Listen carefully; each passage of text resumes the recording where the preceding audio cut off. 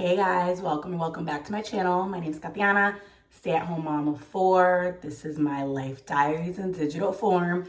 And I kind of wanted to do like a mom talk type thing today of things that I wish I knew as a first-time mom now that I'm a mom of 4.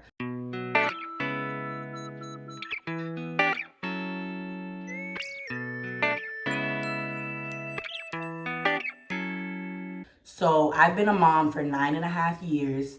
I have a 9-year-old, a 4-year-old, a 3-year-old, and a 1.5-year-old.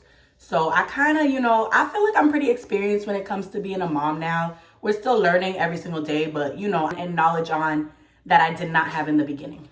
The first thing that I wish I knew, your kids do not need you to be perfect, period. Like, I feel like everybody goes into motherhood or parenthood in general, and they're kind of just like, well, I don't know what I'm doing, and I don't want to mess up my kid, and yada, yada, yada. Your kid does not need you to be perfect. What your kid needs from you, they need your love, unconditionally, so much of it. They need that, they need consistency, and routine. Those 3 right there, you're golden. As far as being perfect, they don't need that. They just need you to be predictable, pretty much. And they need to know what to expect from you and that you're always gonna be there for them. Second thing is you set the standard for self-care. So I grew up with a mom who really, she didn't prioritize self-care at all. Like, she was a single mom, so she literally went to work, came home, cooked, cleaned, threw the mom bun on, she worked in the medical field, she wore scrubs, all that. She really didn't do too much. Once in a while, she'd do her nails, but that's it. She didn't do anything that made her feel good about herself.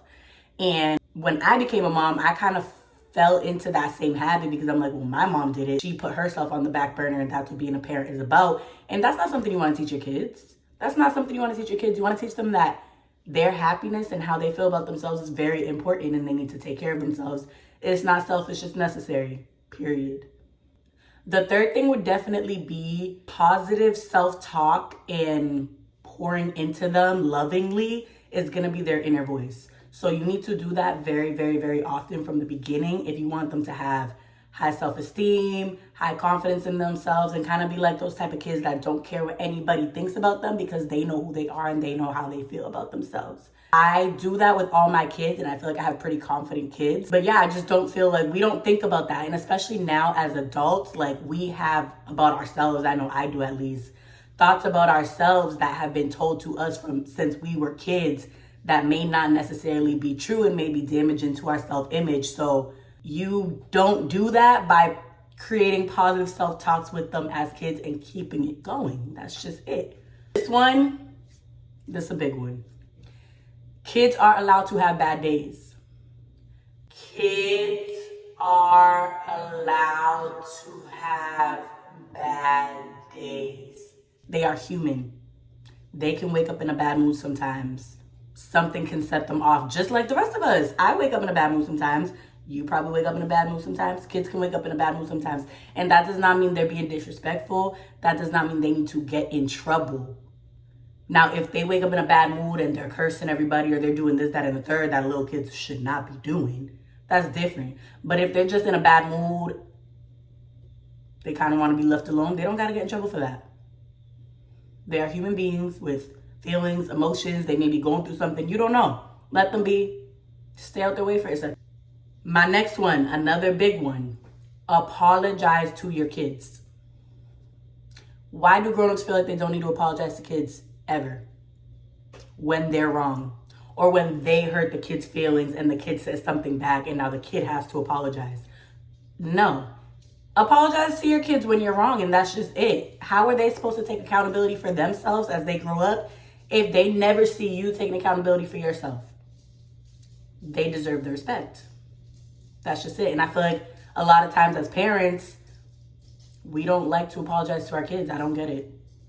The next one, I would definitely say, if you want to have the type of relationship with your kids when they're teenagers and young adults where they feel like they can talk to you about anything that's bothering them or any drama at school, anything like that, I feel like that starts when they're young. You need to make everything that they tell you seem important because it's important to them, even if it's insignificant to you. But as they get older, they're going to know that when they tell you something that's important to them, you're going to listen. And that's how you build that. You can't just never listen to anything that they say and then expect when they're teens they're going to tell you everything. It does not work like that. It starts from when they're little. Listen to what they say, make them feel heard, make them feel important. It's simple. The next one is going to be to learn your kids' love language, because it may be completely different from yours. My love language is very different from my kids. And I feel like they may be trying to pour into you, or they may be needing something from you that you are not doing because you haven't taken the time to learn their love language. For me personally, I am not a fan of physical touch.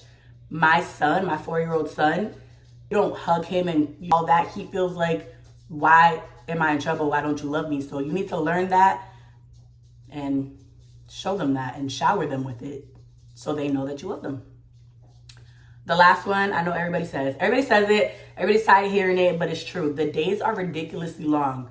I'm talking long, especially when they're newborns, and probably especially when they're teenagers, I would think.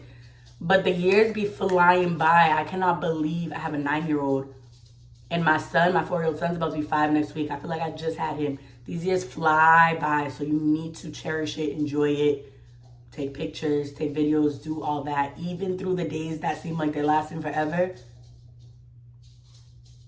it's a memory. You know what I'm saying? It's a memory to cherish.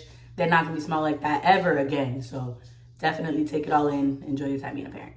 So yeah, that was my little mom talk for you guys today. If you have any others that I missed or anything like that, definitely you can comment them. Subscribe to my channel. I'm a mom's mom, and I know there's other moms out there, and you're trying to help me grow this channel. Like it, subscribe to me. We're gonna be talking things mom life, my life, pretty much everything my life, everything that I gotta do in my life. I'm the niche. So yeah, like, subscribe. I will see you guys hopefully next week.